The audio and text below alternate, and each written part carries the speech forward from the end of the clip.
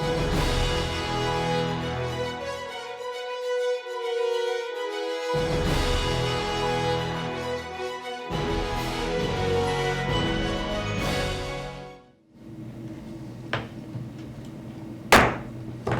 evening and welcome to the June 22nd, 2016 meeting of the Gaithersburg Historic District Commission.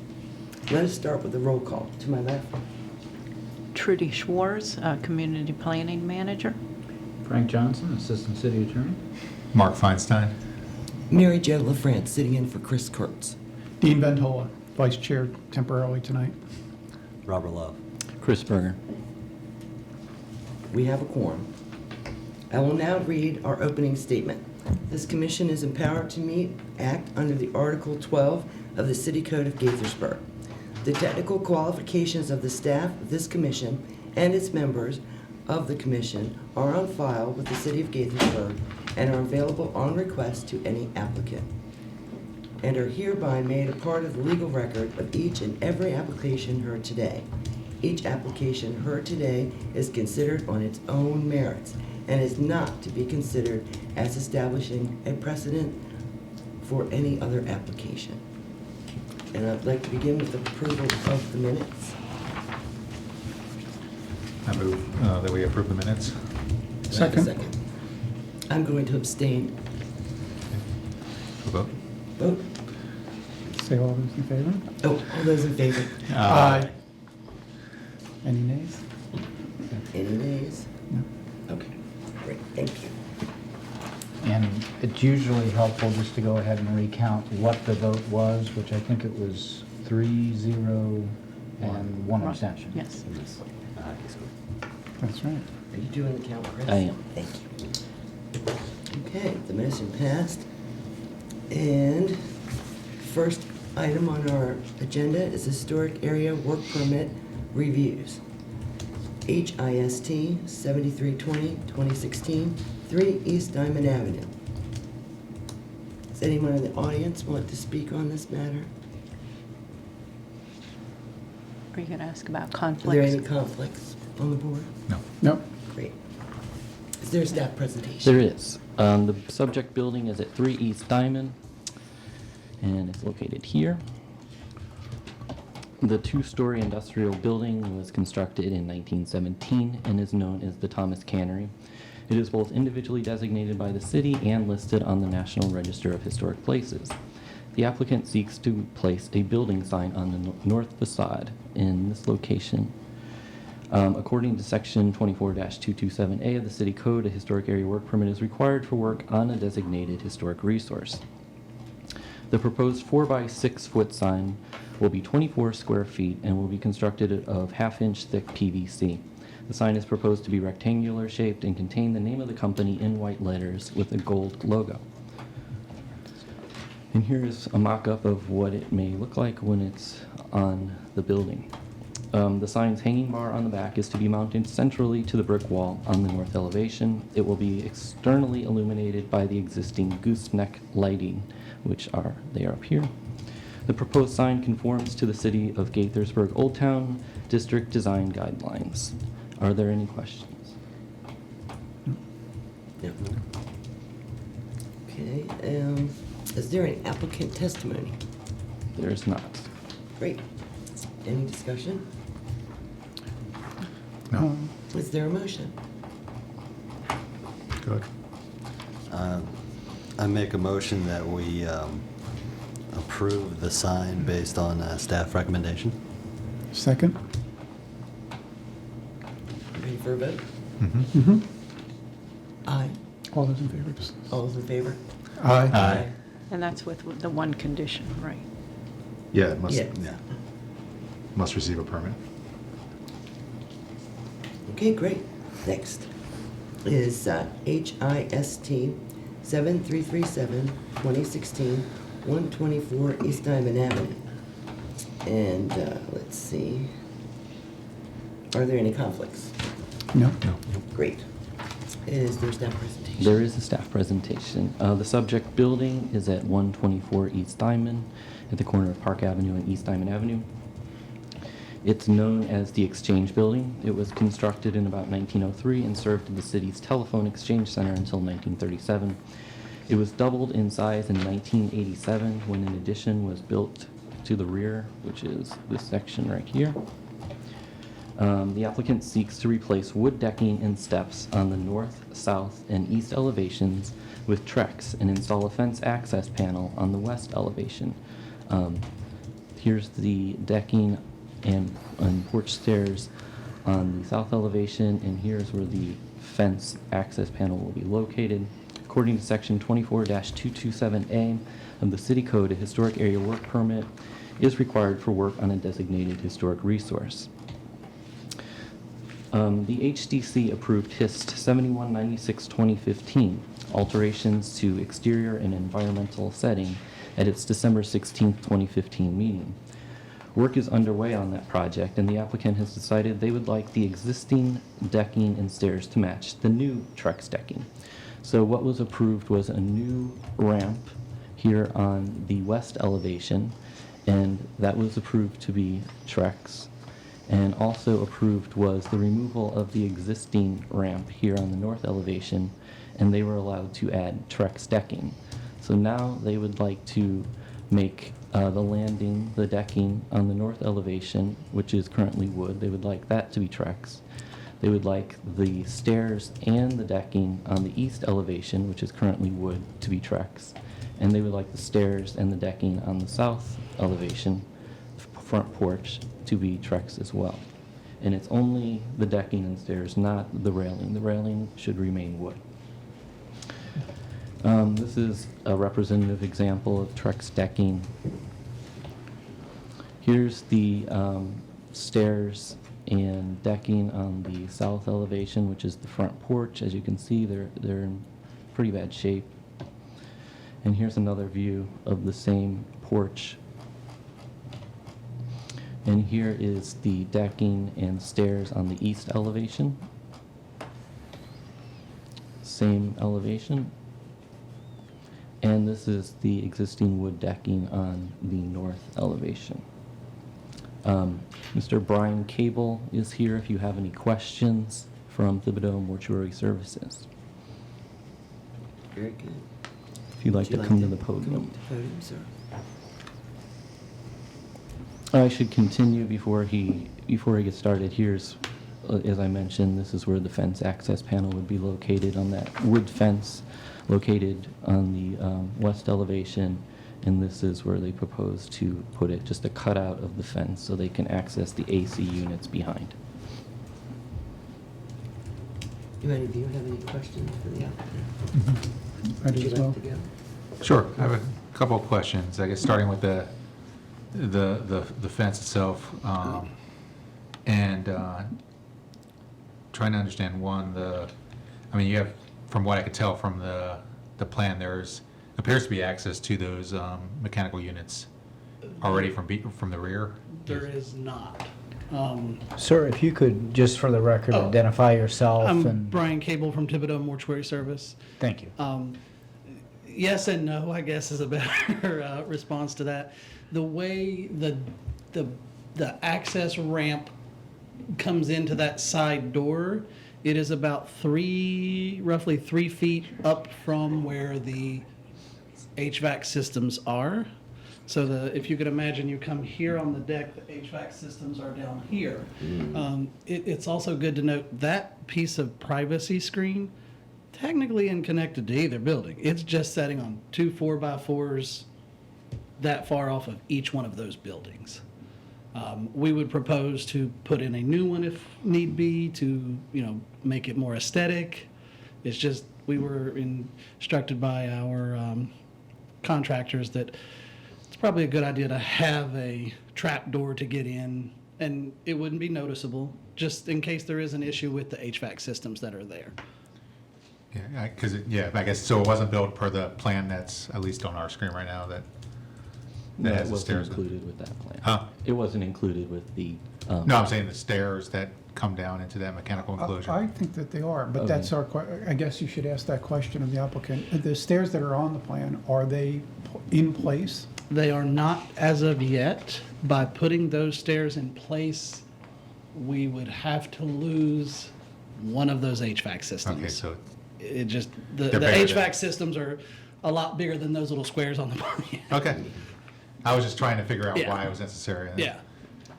Have you considered, rather than just doing a cutout, put in a hinge like a gate? Yeah, that's what we were aiming Okay, for. that's, okay, That was my question. Just Yeah.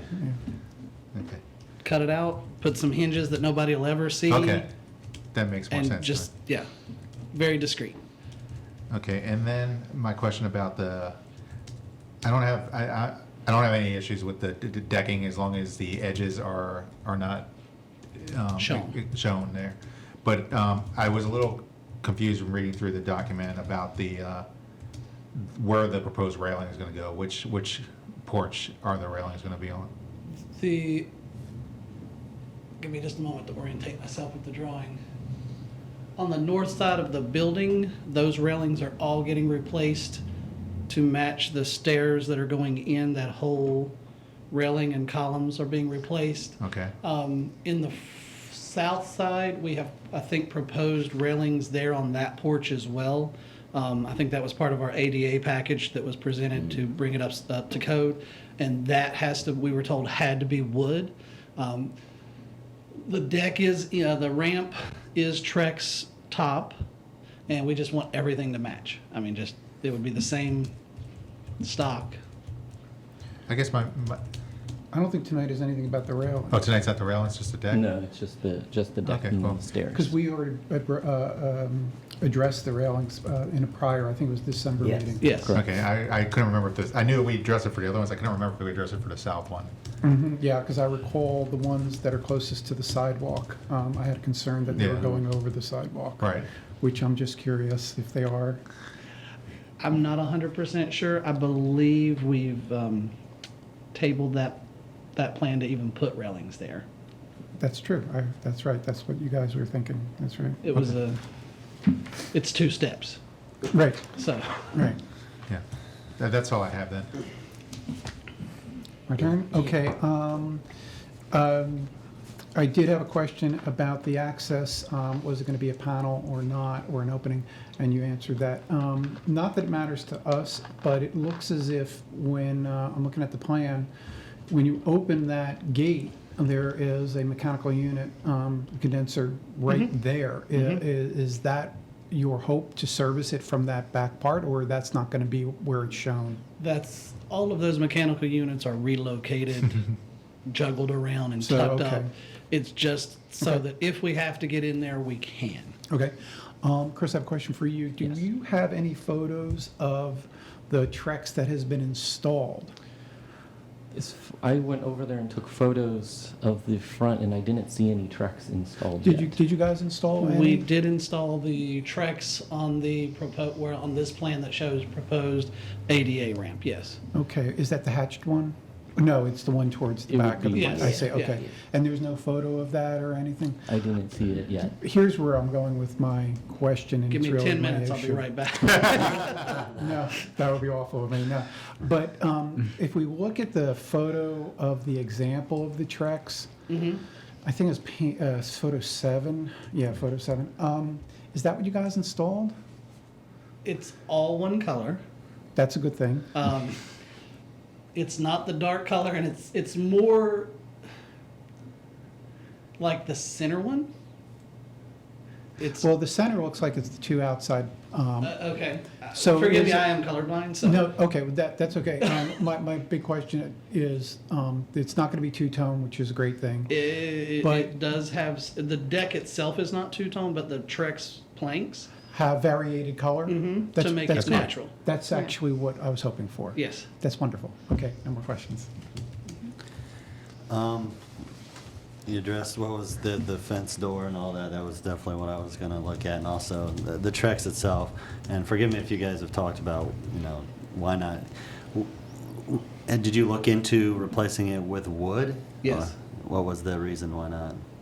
Durability, what we're doing on this ramp. The ADA ramp is also our access for some of the items that we use on a daily basis that need to be wheeled into the building. But that was already approved though, right? Pardon? That was already approved. Yes, Today yes, you're talking that's- about. That's what I'm more saying, visible. yeah. Yeah, Right. Robert may not have been at that meeting. I wasn't He's at trying that. to No. understand. Yeah, But the durability of it, as well as cost replacement, in 10 years down the road, the Trex was just a better product. Okay. And we want it to match so that it doesn't look like Smurf Village.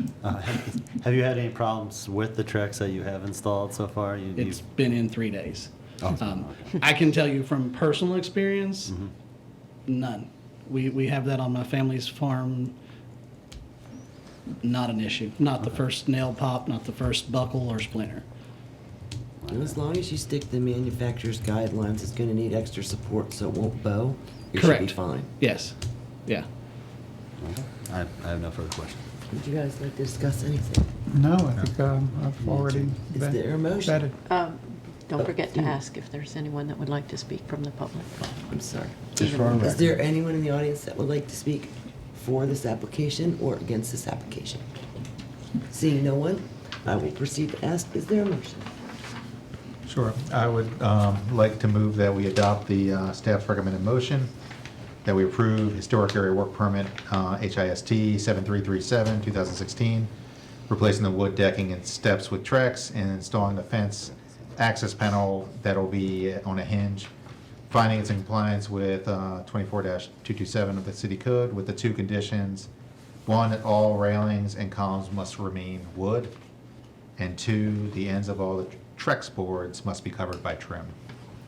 And would it be accurate to add that that would be based on the exhibits, the testimony, and the staff report findings? Sure. Okay, thank you. Did I skip that? Yep, that's right in there. So you're Okay, fine. If that's part of it, then you're fine. that can be part of it. Great, do I have a second? It's your day. Second. We want to go to a vote. Sure. All in favor? Aye. Aye. Any nays? No. So motion passes. Thank you. 1, 2, 3, 4. Thank you. All right, thank you very much. And next on our agenda is HIST 7278, 2016. Resolution of the Historic District Commission authorizing approval of 4 work items. So, here's my question is, we have 2 choices this evening. We could either reconsider this application, or we can move along to the resolution and vote for it. What does the board feel? You may want to have Chris just give maybe some I'm so background, sorry. just of what's Please, happened yes, so far. please. If that'll, just for the I record. jumped ahead. Just building the record. Thank you. At the May 25th meeting, the applicant said he was told by former liaison to the Historic District, Matt Bowling, that the removal of the window and the window wells would not require HDC review. The HDC voted to extend deliberation to tonight's meeting so that staff could pose the following question to Mr. Bowling. Do you recall telling the applicant of 31 Walker Avenue that he can remove items not visible to the street, such as the laundry room window on the southeast elevation, and could remove part of the foundation to add window wells and new windows on the southeast and northeast elevations without going before the Historic District Commission? I have his answer on the screen, and I emailed him on May 31st, and he responded via email the same day. No, I definitely do not recall providing such advice. Historic area work permit is required, might be subject to less scrutiny if not visible from public right-of-way on a secondary elevation, would need to double-check BRW, Brooks Russell Walker guidelines, but needs an HAWP regardless. Are there any other questions? Okay. Does the applicant have any new information to add? Good evening. Sir, please state your name. Jacob Ashton. Thank you. Nothing new except to emphasize what I had stated previously regarding the deterioration of the window and the wall where that window was. And I brought this to Mr. Berger's attention that since I removed that window, we have, and I confirmed that with my contractors just recently, that we have supporting beams going on that wall, and it is just impossible to remove those beams. So if the commission insists on putting a window there, maybe we can come to a understanding that I put a false window there. I cannot remove the beams that are currently supporting the wall there. The house was in dire condition. I don't know if any of these members have been there when I took over the house. There was basically no wall on that side of the house. Everything was falling apart, everything was coming down. So we had to do something to support that wall. And that was the main reason we took that particular window out. Otherwise, there was no reason to take it out. And I brought this to the attention of the commission 2 sessions before. And I guess was not considered or whatever. But anyway, Okay, at thank you this so time. much, sir. yeah. Please take your seat. Sure. Thank you. Sure. Let's see, is there any HDC discussion? I don't have anything to, Now it would be appropriate, I guess, for me to ask if we want to discuss a reconsideration, or are we ready to vote to possibly approve this resolution? I would think that we're ready to vote on the resolution, but I would recommend that we take each line item when it comes down to the recommendation as follows. We would hit each item 1 through 7 and see if there's any change in our vote. Okay, and I would like to divulge that I have watched both meetings in April and May, so that means that I would be allowed to vote this evening. Sure.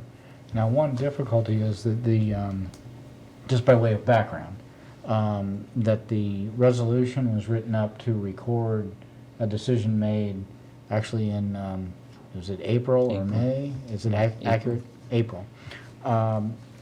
There is a different group of members here tonight. Yes. So essentially, if you do vote to re-vote on the 7 items, that actually, because that would entail a if nothing, even if there's no change in the outcome, it would entail a change in that resolution, because there would be different members that would have to be noted on the substantive decision-making line. So those of you who may have been here and voted may not change your vote, but there may be still a different outcome because there are a couple of members who were not here. I'm just pointing it out. It's certainly up to you what to do. That's if Right. you go line by line. you Yeah. say. Right, but my question is that whatever we vote on for these line items tonight would hold As the regardless final. of what the previous vote would be. Is that a correct statement? Yes, Right, that's what I understood. I think the chair was saying, because at the last meeting in May, there was preliminary approval for, not final, but preliminary approval of the resolution. In other words, this does reflect what we did. We're satisfied. However, on this one question, and it was fairly specific, what question to ask, let's see what response, and if there's any additional information, we'll then consider it. So that's why the chair was first asking with the additional, and that's why we did the record and had the applicant speak. Based on this information, really that's why she was asking the first question is there a feeling to reopen this, A, and you all really haven't discussed, there seems to be a sense that there's not, but you may want to make a decision, is it worth it to reopen it or not? And if, for whatever reason, you choose to reopen it, then you certainly could go through and re-vote on the 7 items, absolutely. But if there's a decision not to, then the question would come down to, at least in terms of process, do you want it, we don't have final approval of the resolution, so one way or another, and then if there's not final approval, yes, then one way or another, we could certainly get back into redoing the votes if that's what you wish to do. It's just a matter of so the record's then- clear then- what we're doing. Then we I'm would have to approving rewrite what- the resolution to reflect what you did. That would be true. If I vote, Right. I'm approving what's already happened that I witnessed Right. by watching it. Right, If we do something brand new, right, then that's the reconsideration part. right. That's Right. what he It's wants you to entirely up to understand. whatever Right. you all want to do. And whatever. But here are my thoughts, is that the window and wells, if we say yay, that we keep the resolution as is, the window wells would be denied, and that Yeah. means he can't bring those up for another year. He couldn't bring the same window wells up for another year. If he changes the plans, which we've talked about, Okay. then he can come back at the next meeting. Oh, okay, Then he would be able to do that. okay. Well, I'm fine with that then. All right. So, Let me just glance at this real quick. go ahead, take your time. And then the grates are denied, and those could be brought up on another one? Okay, well then Correct. I can agree to voting for this resolution to stand as is. Is everyone Based in on the agreement? idea that he could bring, the applicant could bring up those two items in another law, So everyone agrees or to another that? HIS2. Great. Yep. Then do I have a motion? I'll make a motion. Okay. I move that Historic District Commission approve the resolution for HIST 7278-2016, requesting installation of window well covers and the retroactive approval of 6 other work items, which are: 1, change in parking pad material and walkway paving; 2, addition of window wells and windows; 3, replacement of window and reduction in size of window opening; 4, removal of window and the window opening; 5, removal of shutters; and 6, lattice at 31 Walker Avenue, located at the R90, which is medium-density residential zone in Gaithersburg, Maryland, be partially approved and partially denied as noted below, with 2 conditions as to the approvals, which are as follows. Item 1, the change in the parking pad material and walkway paving is approved, but the applicant must apply within 30 days of the site development permit for the concrete driveway and walkway, and the parking pad concrete must be set back at least 2 inches from the house in coordination with city staff. Item 2, the replacement of a window and reduction in size are approved. Item 3, the removal of shutters is approved. Item 4, the installation of lattice work is approved. Number 5, the installation of window wells is denied. Number 6, the removal of a window and the window opening is denied. And number 7, the proposed window well grates are denied. Do you have a second? A second. The motion passes? Vote Oh, to I'm vote? sorry, I guess we get to vote first, right? Vote, please. All those in favor? All those in favor? Aye. Aye. None And opposed? against? None opposed? So it is 4. Excellent. So you understand then, based on our conversation, that you can apply for a different design for those, number 6, which is the window and window well, number 5, the installation of the window wells. You can apply again with a different design. And I think you understand, based on our last meeting, what we are looking for. And if you're not, by all means, we'll be happy to discuss it again. I gather that the issue is the lip. Yeah, just take the top the- for me, and let's see if everybody is in agreement. The If I top take one's the, off, Right, if I take the lip out, Those- then right. we would be. then we're You know, good. and of course, the grid, And which then- is the item number 7, I think. That is whatever. number 7, Yeah, and if you that, can, that I can, it is not there, so I can order whatever is approved. Okay. So, but the only the outstanding issue would be that window. I don't, as I suggested, if the commission would consider, maybe I have to come back and ask to see if we can put a false window there. Because really, it is almost impossible to take those supporting beams that are vertical beams. Excuse on me, that. sir. I would suggest that you get an engineer's report and bring it with you as evidence so that we can view it, so we are sure that that is in fact a supporting wall. Certainly, I And can then do. maybe we can have a conversation after that. Sure, I and can do. and that you have Yes. the permit drawings allowing that condition to exist. Well, I mean, you of need course to it come was- in, what I would recommend is that you sit down with Chris and Sure. go over what you need to submit as part of your Right. HAWP. Those walls were all approved. They were all. Yeah. I appreciate that, but, Sure. and we can discuss that with staff, and we'll make sure that we get an engineering report about the structure so that the commission understands exactly Yeah, what you would the- like to do, and we can do that. And Right, the and you engineering can meet report- with Chris, and we'll meet, and we'll talk it Yeah, out. the engineering report, I don't know if will add any value because of the fact that these walls, these supports were approved by the Wes. If it's clear on the Well- if it's clear on the permit drawings, then I think we'll be able to see it. So we need And- evidence. You must So bring you've evidence. got to Yeah, show, So- you've got to show the That's the approved best stamped suggestion I can permit do. drawings if that was part of that approval. Thank you. Exactly. Thank you very much, and have a Right. good evening. Okay, staff updates. That's what it looks like next. Okay. I have a presentation for you about the economic impacts of historic preservation in Gaithersburg, and I just pulled up the wrong presentation.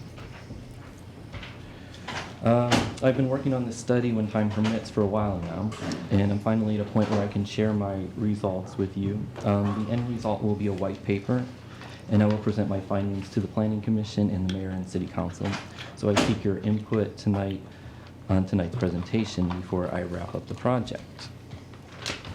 Chris, I know this was, I'm just the attorney, but I know this was mentioned when you first It was. started here. Yeah, this goes way And back. particularly with this commission moving into considering the update for the master plan and all of that. Personally, I'm glad to see this as well, so thank you. I didn't realize that until tonight, What's that? that you were so much for it. Oh. I think it was 3 attempts on your part, but you convinced us. Right, maybe. So here I listed some of the main reasons why we preserve historic resources. I'm sure each of you could add a few more. The first 5, historic events, significant people, aesthetics, sense of place, and continuation of time, those are pretty well established. Only in recent years has sustainability been recognized as a key component of preservation. There's a famous quote, "The greenest building is the one that is already built." Mm-hmm. And increasing number of studies have certainly proven that to be true. Preservation has also proven its worth as an economic development tool. We have seen time and again how older buildings in fading neighborhoods have been utilized to revitalize the area and attract tourists. The value of resources located in residential historic districts is the focus of this study. As I mentioned, economics is an increasingly growing study area of preservation. It started in 2005 when the Brookings Institute published a study on it, and it's only grown since then. Most of the studies focus on heritage tourism, but an increasing number are looking at the effect of local and national designation and what they do to property values, and that was what I did with this study. I think all of you are well aware of this, but there's 2 types of designation that we're talking about. The National Register of Historic Places, that's the federal list, and people who just have the National Register designation, there's no restrictions on what changes they can or can't make. But it's at the local level where preservation really has some teeth. So as I mentioned, the scope of this study was this. Does the local historic designation of Gaithersburg residential neighborhoods affect property values? If so, to what degree? And these are some of the concerns that we often hear about why people don't want their older property to be historically designated. Red tape comes up a lot. They don't want to go through the hassle. They don't like being told what they can and can't do. They feel like they can't modernize their building. They feel like the alterations are going to cost them a lot more in the long run. And they also feel that these restrictions have a negative effect on their property value. So it was the last one that I sought to really look into, at least in Gaithersburg. So for my methodology, I plan to answer those questions with property assessment prices and property sales data. I gathered property sales data from 1995 through 2015 from the SSTAT website. The website only lists the 3 most recent transactions for a respective property. So for example, if a property sold in 1996, that transaction would not be shown on SSTAT if it also sold in 98 or 2005 and 2015. So there may be a few instances when we don't have all the sales information for a respective property, but I think of all the hundreds of properties that I looked at, that only was a handful of occasions. So I think we have a pretty comprehensive review of the data. An assessment is an estimate based on an appraisal of the fair market value of the property, and those are done every 3 years. And again, for the methodology, I chose to collect data from 3 neighborhoods: the Brooks, Russell, and Walker Historic District, Realty Park, and Observatory Heights. All 3 are well-established neighborhoods with a mix of housing sizes and construction dates. They have similarly sized lots, and they're near Old Town and are in some overlapping school zones. Now, Commissioner France, you're probably wondering why I didn't include Chestnut I Lane. think I might know, but it's okay. I didn't include it because it only has 30 properties that are contained within, and only about a third of those are contributing. So I thought it wouldn't be a really good representative example compared to these, where we had, for each property, we had more than 50. So I thought it was a train track crossing. Some people love it, but some people don't, and it's one of those strong feelings that could skew the data. That's all. So for the Brooks, Russell, and Walker Historic District, here are the boundaries. I did include the non-contributing resources that are scattered throughout. I did not include the church located on Russell Avenue, which is this big building here in this parking lot, because it had a high assessment value and there were no other churches in Realty Park or Observatory, so I didn't think it would be fair to include such a high assessment value when there's nothing comparable in those other neighborhoods. I also didn't include the church-owned building here on Walker Avenue because they are considered the same parcel. This is that large church, Methodist church on Frederick. They also own 3 Walker Avenue right here, and this is considered one parcel, even though the church itself is not in the historic district boundary. So I left that out. And here's the zoning for the district. We have a few residential buffer zone that allows like service uses such as dentists and hair salons and things like that. Also, the district has CBD zone, which allows more commercial uses, and we have a few examples here. I did include those because these 3-4 buildings right here that are considered CBD, go back, those are all contributing buildings, so I wanted to include those. And also, their assessment values and sale prices were the same, if not less, than the other residential properties in the district, so I thought there would be no reason necessarily to leave them out. And then for Realty Park, these are the boundaries. It does not match the official courtesy review boundaries that the city uses. I left out some of the large commercial tracts along Frederick Avenue here because there's nothing really comparable in Brooks Russell Walker. There's no frontage in the Brooks Russell Walker district on Frederick Avenue, so I didn't think it would be fair to include those for Realty Park. I also included the residences along Russell Avenue, these here, and at least 2 of these along Maryland Avenue. They're not traditionally associated with the district, but I included them because they adjoin the remaining residential properties here, and they're similar in size and values. And here's the zoning for the Realty Park. As you can see, there's some residential buffer properties here. There's 3 of them. This one is C1. I left out this property. This is a newer office building. Again, there's nothing comparable in Observatory or Brooks, Russell, and Walker, so I left that out. Observatory Heights. Again, this is not the official courtesy review boundary. I left out some of the large commercial properties, again, along Frederick Avenue. And I focused on the historic core, these buildings here. And these are all residential here, all in the R90 zone. So these are the results. I took the average of each property and came up with the data for this graph that shows the average assessed value for each of the 5 years in which we have information: 1997, 2000, 2005, 2010, and last year. What stands out to me here, in each year, the Brooks Russell Walker Historic District had the highest average assessed value by at least $35,000 when compared to the 2 non-designated neighborhoods, and that was consistent throughout. But assessed value is one thing. What's more important to homeowners is what they can actually get when they sell their properties. So since we did not have many sales, I clustered the results into 3 periods based on the recessions of 2001 and the recession that began in 2007. So I grouped the data from 95 to 2001, from 2002 to 2007, and from 2008 to last year. As you can see, there are more sales in Observatory Heights as late. Brooks Russell and Walker and Realty Park are about even, but overall, they're relatively close. And then I averaged the results out, and here's what I found. Again, as with the assessed values, we see the Brooks Russell Walker is in the lead for sales prices for each period. It was particularly hot in the period from 95 to 2001 to 2002, 2007. As you can see, it jumped up quite a bit during that period.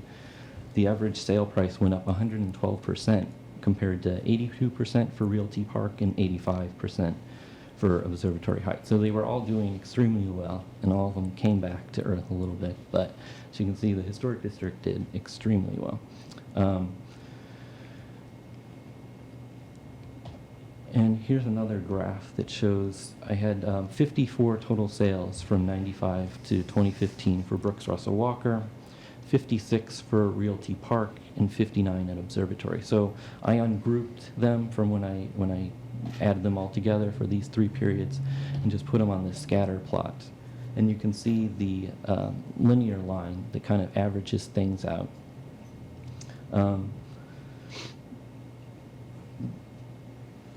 It also had Brooks Russell Walker, as you can see, had consistently growing sale prices, as did the other 2 districts, but Brooks Russell Walker was a little bit ahead, and it had the top 3 highest selling buildings, and all 3 of those were residential properties. And here's another scattered graph. As I mentioned earlier, we had a handful of sale prices that are missing in SStat the farther back we go. So here are the average sales from 2010 to 2015. This is based on 11 sales in Brooks Russell Walker, 8 in Realty Park, and 18 in Observatory Heights. As you can see, Brooks Russell Walker is slowly inching up. Realty Park is still behind, but it's on a faster scale. And Observatory is on a slight downtrend. Again, this is a small sample size, so I don't necessarily know if it's a part of a wider trend or, like I said, just a small sample size. So in conclusion, can I say that local designation of historic neighborhoods leads to higher values in sales? Maybe.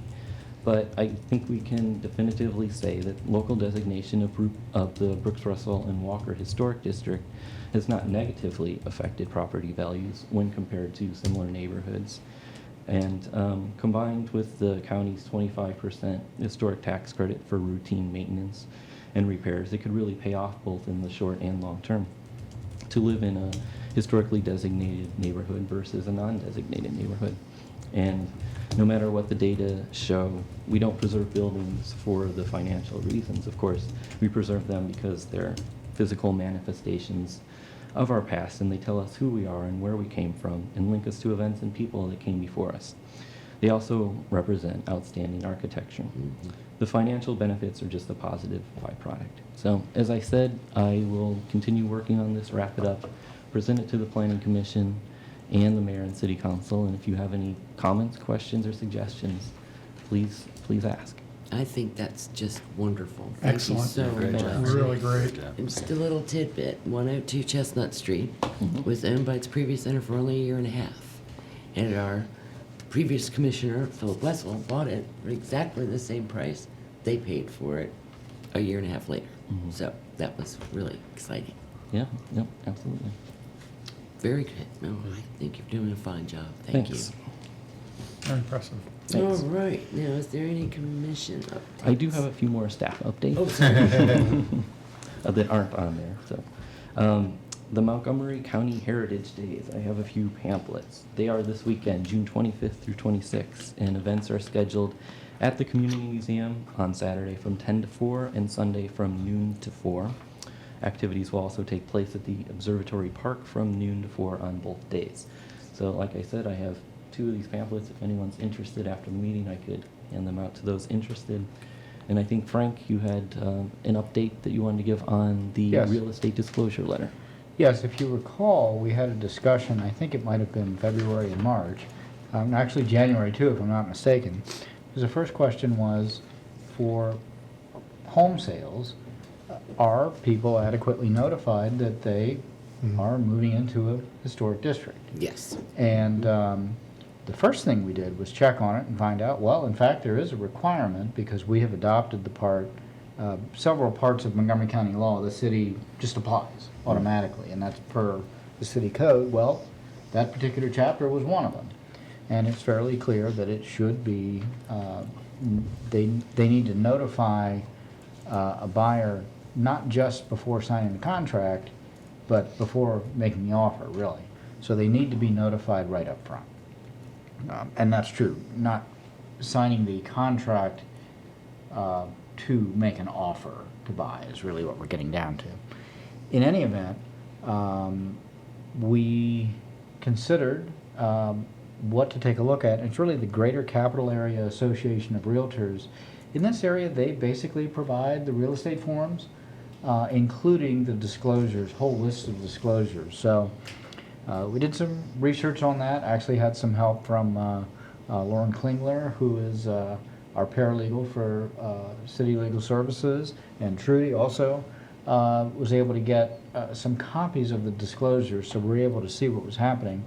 And they were very good in disclosing, hey, if you're buying in Montgomery County, you need to check with the historic district to find out. But they didn't say that much at all about municipalities. We decided to send a letter asking, not necessarily that the city of Gaithersburg be highlighted, because again, this is for the whole area. That just wouldn't be appropriate. Simply saying, it's nice to mention the county, and this is intended for use in Montgomery County, obviously. We're not talking about Fairfax or something like that. And for Montgomery County, that the buyer also be asked to check with the appropriate municipality.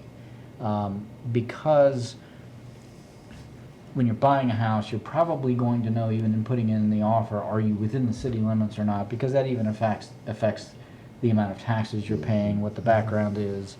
But telling them that there may be not just county, but also a municipal historic district that you need to check with the municipality.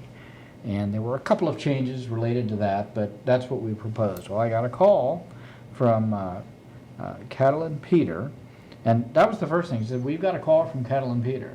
I'm like, well, okay. I don't know who that is. Because it's sometimes helpful, especially when you're an attorney, to have an idea of who's calling, because if it's a cold call, it's always going to be, I need to check on that. I will get back to you. You know, it's the yes, no, or maybe. Well, maybe is our big answer. Well, in any event, she said, I want to let you know that I'm calling actually from the Greater Capital Area Association of Realtors. We have voted to accept the change you recommended. Great. Excellent. We agreed that it needed to happen. Now, there hasn't been a formal notification, and they have to go through their processes and all that. But we should be getting some sort of formal letter here in the next couple of weeks. But in any event, thank you for raising the issue, and we did some checking into it, and kind of had to figure out, okay, now what do we do? And it looks like there will be some change as a result. Excellent. How many municipalities within Montgomery County have HDC? 2, right? That's my point. Well, Rockville does. Right, we know and- that. Yes, and Tacoma Park does, but they are very clear to fall under whatever the rules are for the county. So while they Also, do, the other But still, it's- historic we're area talking on 3. the train tracks. Washington that's Grove. 4. Washington Four. Grove. that's the Washington one that's Grove. in the mid. Yep. I think that Barnesville and 5. Poolsville 6. have, I don't know that they have commissions, but they fall to the counties. Right. But they're still a Which is what- municipality. which is what Tacoma There's Park Right, does. Hightstown, so. maybe. There's only two I independent. don't think though, so. right? They made it. Well, you know what Hightstown I'm is? not sure about that's Washington The Grove. Maryland National Well, Park Washington and Grove Planning. is independent. Yeah. Washington Grove is independent, because they do their own My planning. point Yeah, being they do. is, I don't think it would be that burdensome for them to mention what municipalities have an HTC. That would be a great help to anybody who is essentially buying something. Because when you look at a piece of paper and it says, check with your local, authority, what do you even do next? You just keep on moving. But if it Well, says, the realtor and the property owner have to do the notification that Right. they're in a historic district. well, So that puts the burden the on. burden's on them, that's on them. true. And it has been always on them. But we, of course, see that, Right.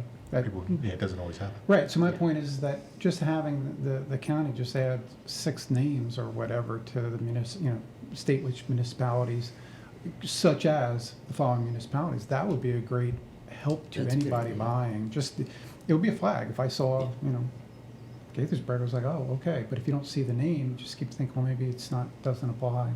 Well, our concern was it only mentioned the county, and they will Yeah. get notice as to, they'll know, because they're required to tell them right up front, is it in a municipality or not? Because, again, that affects the, Yeah, well, I think it'll help the the taxes and realtors authority, so. to at least have It's that on certainly a there. step forward, and we can certainly consider some other suggestions down the road, but at least this is the first step to It's wonderful. get municipality in there. Yeah, once, That's wonderful. will they let us know what the final write-up will be? Will they- Yeah, well, that'll be the formal response, but they were letting us know just initially Is that, is their vote an open forum? it doesn't necessarily have to be, because it's really a group made up of private individuals. Mm. However, they certainly do accept comment, and they do, as we found out, there is a contact that you can reach out to them and say, hey, this is what we recommend. That's who we wrote to. So they do consider it. It's not a public entity, so I can't say. Now, they may very well conduct it and allow people to come in, but I can't say that they do. I was just curious. Yeah, I don't know. I don't know. Well, congratulations. So, well, congratulations to you all, too. I'm still doing my own personal neighborly welcome letter and bag. My next door neighbor is now bought the house, so he's been well informed. Oh, very good. Okay, now do we have any commission updates? Yeah. And it's okay to say that now, right? It is. Commissioner Love, do you have anything you want to say about the symposium in Annapolis? Oh, okay, yes. But I guess it had been 2 Saturdays ago that I went to the symposium in Annapolis. It was very interesting. There's actually I think they counted at least 15 different counties or cities that were represented at this. It was very interesting. A lot of things that were brought up were the political nature of. We had a city council member from Baltimore was there saying how you can work with the politics of getting something done. There was a lot, regarding legal aspects. We had a lot dealing with the enforcement of the historic district. How do you enforce those rules? One thing I brought up was everybody seems to be having the same issue is with economic hardship that we were talking about, and it seems like everybody's struggling with, well, what's the line, what do we do? And no one was very comfortable with doing it, so it was good to hear that everybody was kind of same boat we were on that. But it was very interesting. I mean, it was from about, I think, 9 to 3, so I mean, it was a full day. It was one thing after the other, and it was very interesting. I would go back. It was good. Good, thanks for attending. Yeah. Anything else? I just wanted to say really quickly, first of all, thank you all for all your hard work the last couple of months that I've missed out on. And just a tiny reminder, I know when these meetings go on very long and everybody's exhausted, they accidentally miss stuff. We just needed a little reminder to ask for evidence. I think that sometimes an applicant means well when they come in and say a certain thing is rotten or what have you. It's time we ask for evidence of that versus just a verbal, because I think it'll help us make better decisions about whether something just simply needs a repair or replacement. And that's all I've got. Good advice. Very good. Thank you. So you're welcome. Do I have a motion to adjourn? So moved. Is there a motion? Great. Second? And vote. Aye. Aye. Aye. Meeting adjourned.